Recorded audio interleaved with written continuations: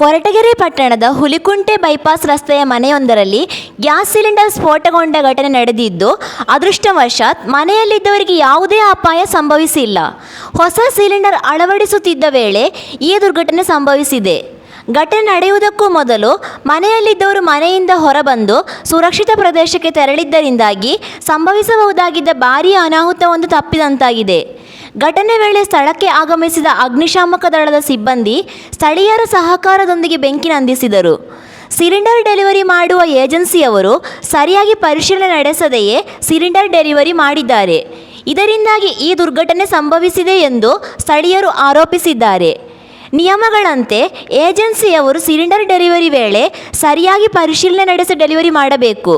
ಸರಿಯಾಗಿ ಪರಿಶೀಲನೆ ನಡೆಸದಿದ್ದರೆ ಗ್ರಾಹಕರು ಅನಾಹುತಕ್ಕೆ ಸಿಲುಕುತ್ತಾರೆ ಎಂದು ಘಟನೆಯ ಬೆನ್ನಲ್ಲೇ ಸಾರ್ವಜನಿಕರು ಆಕ್ರೋಶ ವ್ಯಕ್ತಪಡಿಸಿದರು.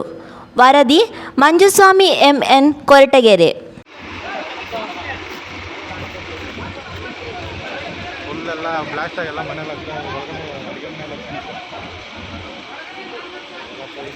ನೀರೆಲ್ಲ ಬಿಡ್ತಿಲ್ಲ, ಹಂಗೂ ಆಗ್ತಿಲ್ಲ. ಇವಾಗ ಯಾರಿಗೇನಾಗಿಲ್ಲ, ಅದನ್ನು ನೋಡ್ಕೊಂಡೆಲ್ಲ ಹೊರಗಡೆ ಬಂದಿಲ್ಲ.